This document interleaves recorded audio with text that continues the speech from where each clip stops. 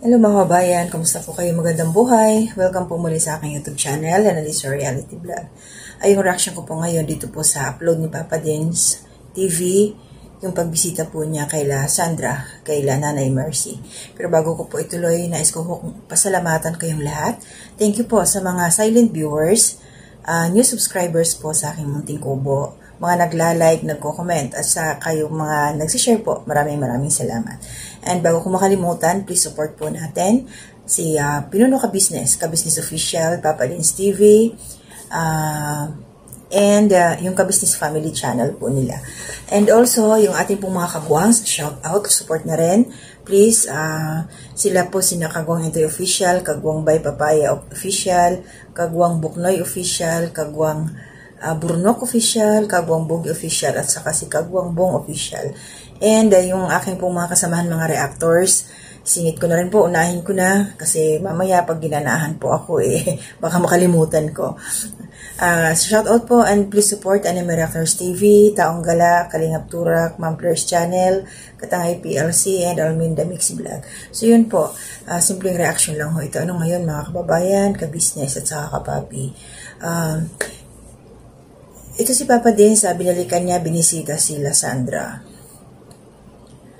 Kasi, nung huling punta niya doon ay yung sinabi niya na kukunin sana ito sila Sandra nung tatay.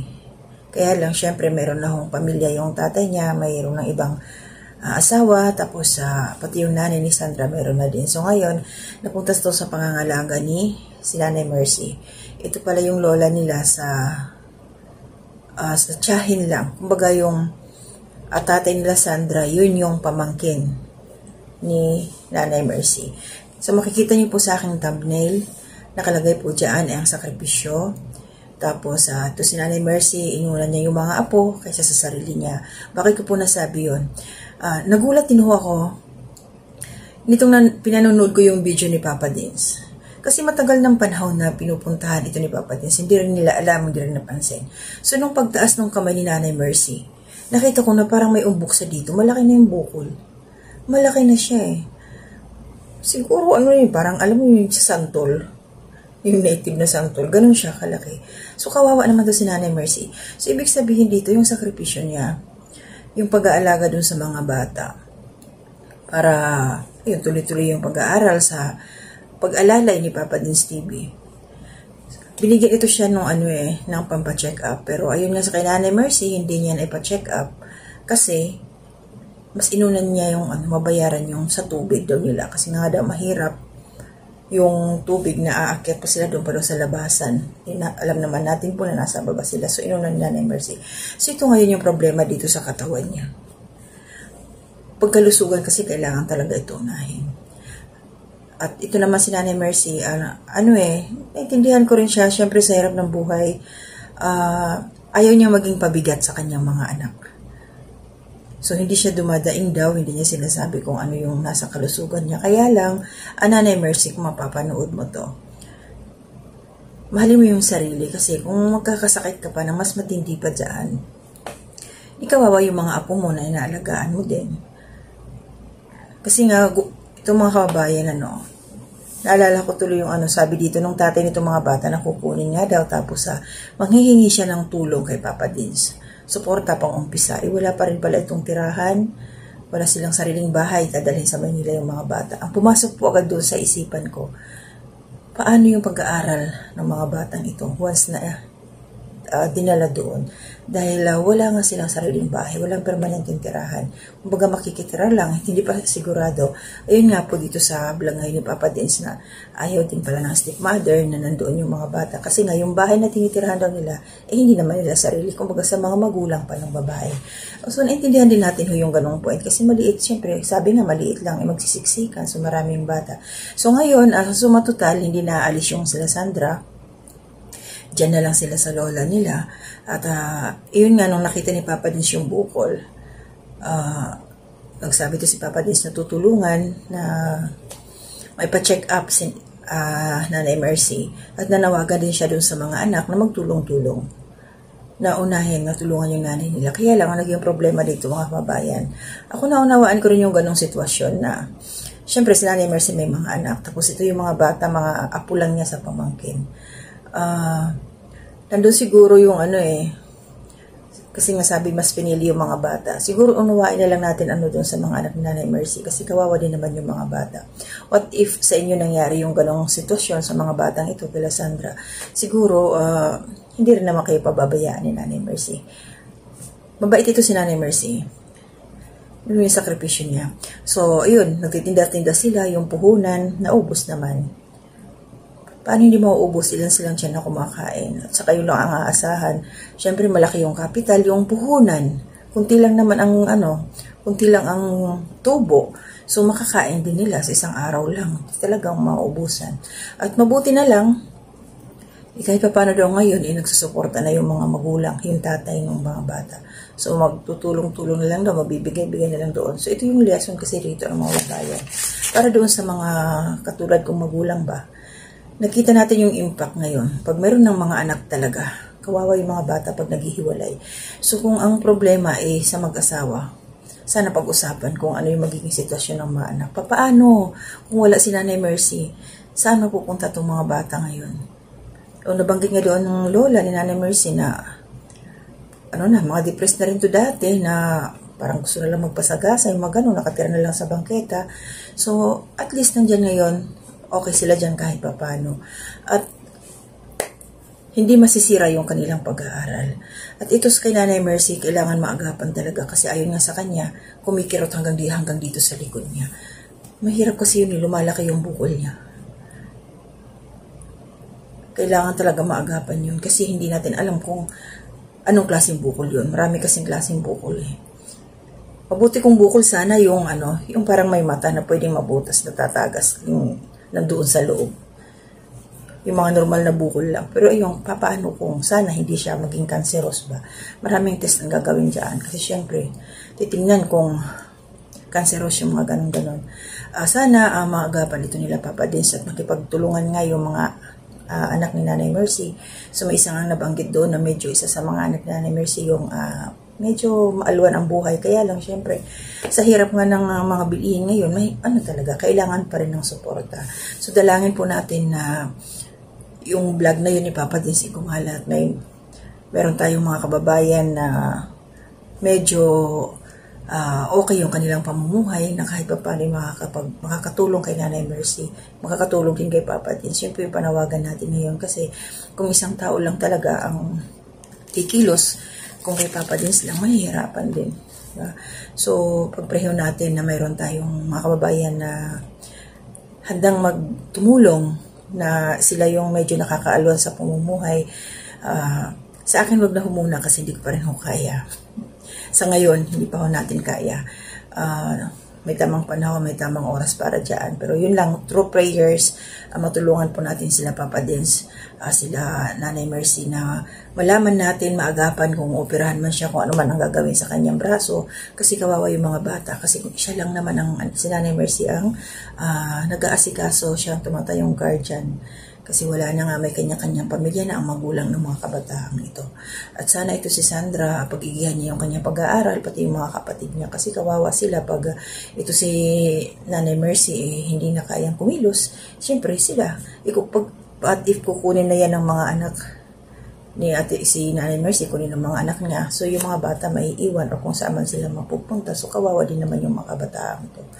So yun ang mahirap sa mga ating mga kababayan. Sana maging lesson ba itong ganito na huwag padalos-dalos ba yung mga kabataan ngayon pag nag-asawa kayo, siguraduhin ninyong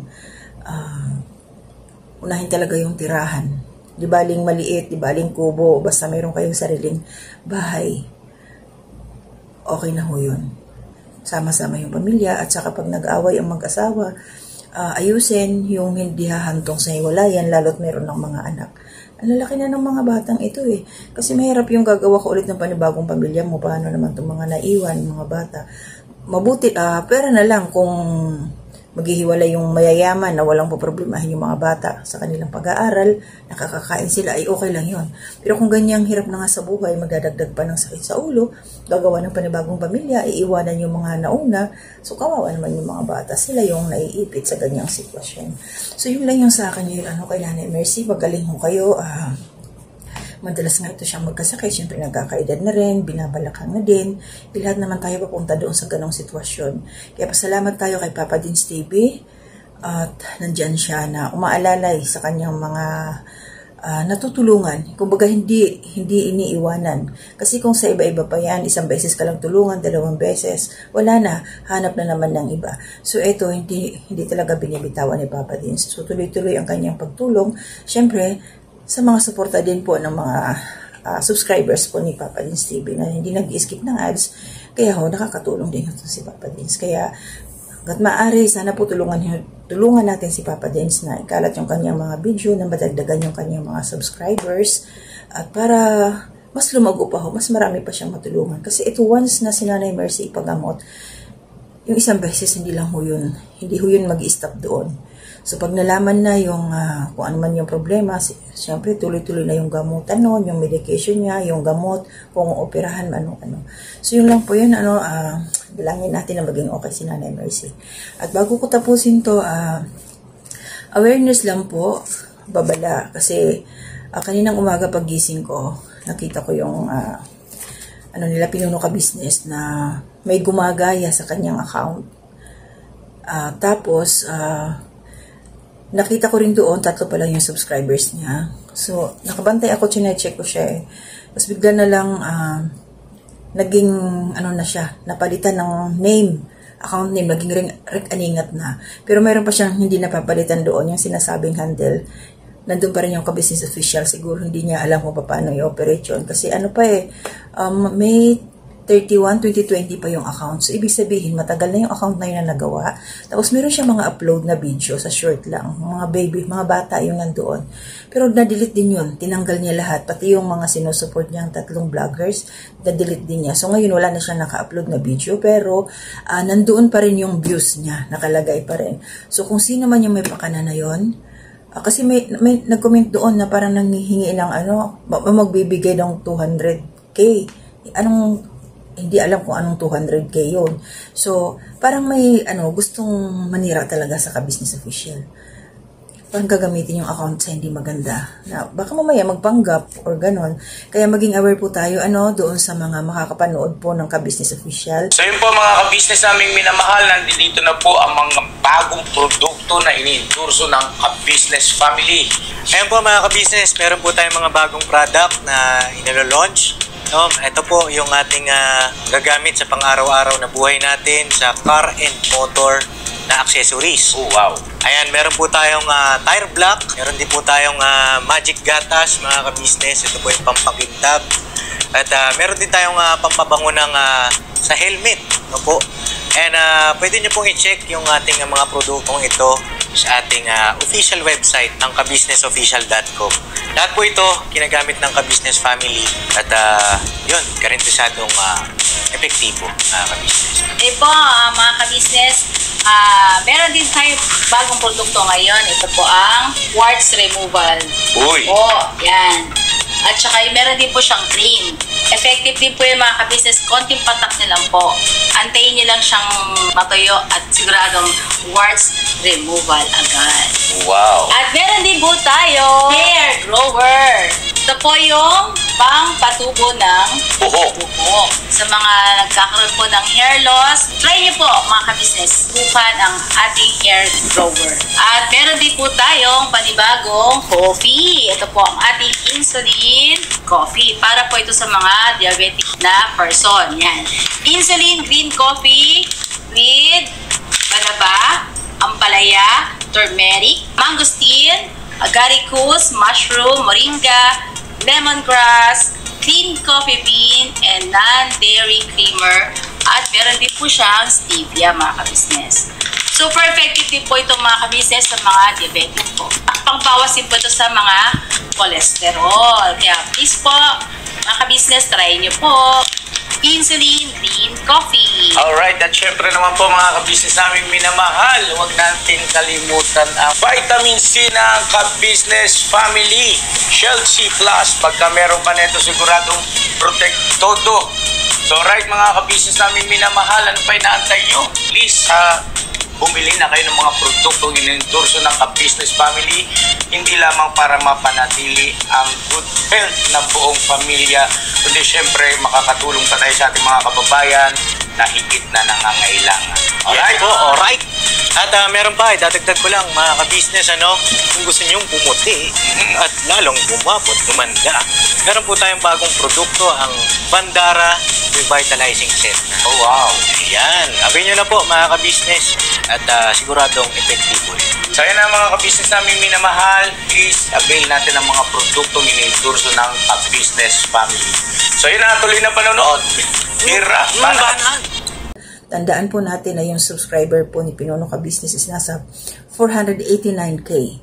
Yun po yung original at sabi nga ni Papa Liz ay makita po natin doon sa katabi ng kanyang pangalan ay meron ng check. So verified account na siya. And yung bago ho, 3 subscriber lang. I-report po ninyo kung ano makikita nyo yon para hindi na mangloko. Kasi nandoon pa rin yung yung handle niya talaga nasa ka-business official pa rin eh. So magagamit pa rin yun sa hindi maganda. Talaga kung sino man yun, ano kaya yung plano niya, no? Tapos, syempre, magko-comment yun doon. So, makikita na ka-business official nakalagay doon. So, syempre, masisiraan na naman to si Pinono. Pambihira talaga yung mga taong gano'n, So, mahirap magbintang kung sino yung man yun, pero sana, gawin na lang niya ng maayos kung sino man yun nung nasa likod ng account na yun. Gamitin niya sa tama yung kanyang account. Huwag niyang ipang-scam, huwag niyang ipang-loko, huwag niyang ipang-comment ng hindi maganda dahil ginamit niya yung pangalan ni Pinono. Buti nga pinalitan na ng pinalitan na siya ng picture. Kasi yung una talaga, picture ni Pinono Ka-Business, the same profile. Kaya pag nag-search ka, nasa ibabaw yung 3 subscribers, nasa baba yung kay Pinono. Makikita mo talaga siya doon. Halot, parehas talaga. So, siguro nakabantay yun siya eh. Kasi nagsasabay-sabay, habang naka-open ako, sinerge ko muna. So, lumabas nga yung bago, yung kay, nandiyan pa yung picture ni Pinono. Then, saglit lang, biglang nag-pop up. Iba na yung naging picture, iba na yung account name, naging kaningat na siya, tapos naging coins now, at wala na kaagad yung mga video. So, sino kaya ang nasa likod na nun? Wag ho natin hayaan na magpatuloy yung mga ganong mga galawan na hindi natin alam kung sino yung nasa likuran nun. Suportahan po natin ang Pinono Ka-Business na alam naman natin kung sino itong ating mga sinusuportahan na mababait sila, tapos nandyan, klarong-klaro kung ano yung pakita nila sa atin. Pero sa video, maging off ka man yan, nandyan yung mga kagwang na siyang sabi kung ano talaga yung totoong pag-uugali ng mga ito, di ba? Kasi kami naman hindi pa namin sila nakakaharap ng personal, pero may tamang panahon at tamang oras po para dyan. So yun lang, protektahan po natin ang ating Pinono Ka-Business Official, Ka-Business Family, si Papa Dins TV. Siyempre, kilala yan si Papa Dins na anak ni Pinono, baka mamaya may manggamit din sa kanyang account, mga ganun. So report po natin kaagad para hindi na makapangloko yung mga ganyang klaseng tao. Kasi mahirap yun eh. Baka mamaya, alam natin na yung gapangin yung mga ganun, mga sponsor, tapos masisira na naman si Ka-Business. So, maganda yung ginawa ni Pinono kasi meron na silang upload patungkol doon. So, aware po tayo doon na kung ma-check po tayo, alerto tayo doon sa account na yun. Kasi nga, mahirap na. Magaling eh. Sino kaya talaga yun, So, yun lang po yung aking reaction ngayon. Kay Nanay Mercy, pagaling po kayo na sana harinawa Nanay Mercy na kung ano man ang magiging resulta ng iyong pagpapacheck up ay maging okay ito at hindi naman delikado para sa iyong kalusugan. So, hindi talaga siya makakapagtrabaho ngayon. At salamat kay Papa Dins dahil nag-iwan siya ng panggastos doon kay Nanay Mercy. Kahit papano ay malaking tulong yun. Lalo't malapit na yung pasukan. At nabanggit nga doon ni Papa Dins na supposed to be magbibigay pala siya ng cash para pang school supplies. Pero ay sasama na lang niya yung mga bata para mamili ng school supplies. After na nung first mag-report muna sila sa school para malaman kung ano yung mga kailangan. Ganun naman talaga eh. Kahit ako mga babayan, Ka-Business Kapapit Kalingap. So, 4 pa yung estudyante ko eh. 2 college, 2 sa high school. Wala pa rin akong binibiling mga school supplies. Kasi, tingnan muna kung ano yung mga requirements kasi iba-iba yung mga notebooks, tapos baka mamaya iba yung mabili kasi syempre pag may mga color coding pa yan sila kung anong klaseng notebook ang bibilhin lalo sa dito sa high school ba. Pero pag sa college okay lang naman kahit yung mga katleya okay na yan dyan sa kanila pero wala pa ako nabibili. Sa bagay ang college kasi ang pasukan nasa nasa 3rd week siguro ng August. Mapapaaga lang yung ating ngayon sa DepEd. July 29 ang umpisa ng klase nila. So good luck po sa ating mga nanay dyan, nanay tatay na nagkakanda dumahog sa paghahanap buhay. Parang iksi lang ng bakasyon ayan, pasukan na naman. Panibagong na naman to, baon, uniform ng mga bata, lalo yung mga first year pa lang. Kaya laban lang po tayo mga inahan, mga tatay, ganun talaga. Basta yung mga bata magsikap kayo sa inyong pag-aaral para bawat sintabo na pinaghihirapan ng katulad namin, yung mga magulang, ay hindi masayang. Kasi kami naman, masaya na kami kahit basta pasado lang Huwag lang bagsak ang grado. Masaya na kami para doon. Kaya laban lang po tayong lahat sa hirap ng buhay ngayon, makasurvive din tayo at laging magpipray. Kasi ang gabay then yung tulong, yung pag-provide, God is our provider nga, si God ang magpo-provide, pero kailangan natin magsikap. Kasi kumbaga nandyan na yan nakaano na sa atin yan nandyan na. Kaya lang, pag hindi natin pagsusumikapan, yung award, hindi natin makukuha. Kaya sikap-sikap po tayo. Ganun lang po yun. So mag-ingat po tayong lahat. Ang shoutout po kaya Ma'am Maria Luisa Caritalaba, shoutout po. At saka sa iyong friend po, si Ma'am Jessica. At saka si Ma'am Ferdelina Jacinto, shoutout po. Ate Ems, shoutout. Kabayan si Pascual, shoutout po. Kabayan Estelita or Ma'am Estelita Dumawal, shoutout po. Kahit ayaw mo sa amin, pero love ka namin. Kasi nandyan ho kayo palagi na alam namin. Hindi nyo man kami gusto, pero nanonood kayo ng aming mga ginagawang reaction. Kaya maraming salamat. Dahil parte rin ho kayo sa aming munting kubo. Sa aming lahat. Kasi sabi mo mga reactors, ayaw mo, pero nanonood kayo sa amin. Aminin. Kaya shoutout po mag-iingat po kayo. Parte nga kayo sa amin. Kasi kung wala rin kayo, syempre walang yung support ba? So, malaking tulong din po kayo sa amin. Love lang po, ma'am. Love lang. At easy lang po tayo. And kabayan Jessie Lucas, good morning or good evening na ba? Yes, sa iyong location.